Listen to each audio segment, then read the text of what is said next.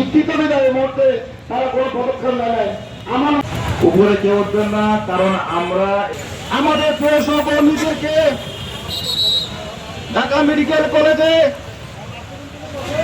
দালাল বলে আখ্যায়িত করে যে হেনস্থা করেছে, এই স্বাস্থ্য খাতে আমাদের পেশাকে পূর্ণ করার জন্য, সেজন্য আজকে এই সারা বাংলাদেশে একযোগে আমরা মানববন্ধন পালন করছি। প্রিয় সহকর্মী, আমাদের এই মানববন্ধনে মাধ্যমে জানাতে চাই, প্রকৃত দালাল যারা তাদের চিহ্নিত করে আপনার দালাল আকৃত করেন, আমাদের এই পেশাকে আপনারা পূর্ণ করবেন না। কারণ এখানে প্রায় আমাদের 4 লক্ষ সহকর্মী জড়িত, এর পেছনে 4 লক্ষ ফ্যামিলি জড়িত, এর সাথে আমাদের স্বাস্থ্যকার জড়িত। আমরা শুধু স্বাস্থ্যের ইনফরমেশন গুলো দিয়ে থাকি, যেটা অবশ্য অনেকটাই আজকের যুগে আপনারা দেখতে পাচ্ছেন, মিডিয়ার যুগে আপনারা অনেকে দেশের বাসায় বসে বসে ট্রিটমেন্ট নিতে পারেন, কারণ আমরা সেই ইনফরমেশন গুলো আপনাদের দিয়ে থাকি। এই ইনফরমেশন দিতে কাজটা হচ্ছে আমাদের কাজ। আর ইনফরমেশন দিতে গিয়ে যদি আমাদেরকে দালাল হতে হয়, এই যে দুঃখের বিষয়টি আর হতে পারে। তখন কিন্তু ওইখান থেকে আমাদের এক ভাই ওই ডক্টরকে ফোন দেয়, ওইখানে আমার এক কলিগকে ফোন দেয়, যাতে ওনার চিকিৎসাটা সুন্দরভাবে করতে পারে। আর তাদেরকে আপনারা অপব্যাখ্যা দিচ্ছে দালাল বলে। যারা সুন্দর কাজ করে তাদেরকে ব্যাখ্যা দেন দালাল, আর যারা দালালাই করে তাদেরকে আপনার বলার সাহস পাচ্ছেন না। কেন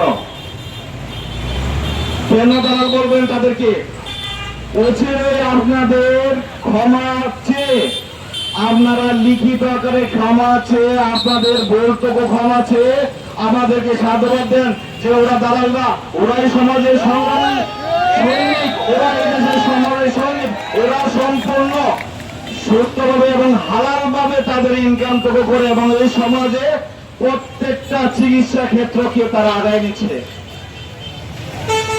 তারা কি করে? তারা ইনফরমেশন বিক্রি করে, ইনফরমেশন দেয় ডক্টরদেরকে নতুন নতুন রোগে যখন আসে। আজকে হামের জন্য আপনারা খুব বিপর্যস্ত হচ্ছেন, হামের কোন ওষুধ দিলে কি হবে, এই ইনফরমেশন গুলো কে দিচ্ছে? আমাদের এই সংগ্রামী সাথীরা দিচ্ছে, তাদেরকে আপনারা দালাল বলতেছেন। আপনারা আমার পক্ষ থেকে আমি বলবো, এবং ভৈরব ফার্মাসিউটিক্যালস এর পক্ষ থেকে সকল কলিগদের পক্ষ থেকে বলবো, আপনারা অচিরেই এই বিষয়টিকে আপনারা ক্ষমা চেয়ে আমাদেরকে যথাযথ সম্মান দিতে বাধ্য থাকিবেন।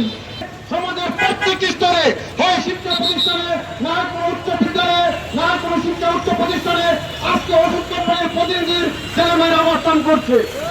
তাই আমরা যদি তাদেরকে আপনারা কোনো উস্কানিমূলক ব্যবহার করেন, আপনার অবস্থান ঠিক থাকবে না।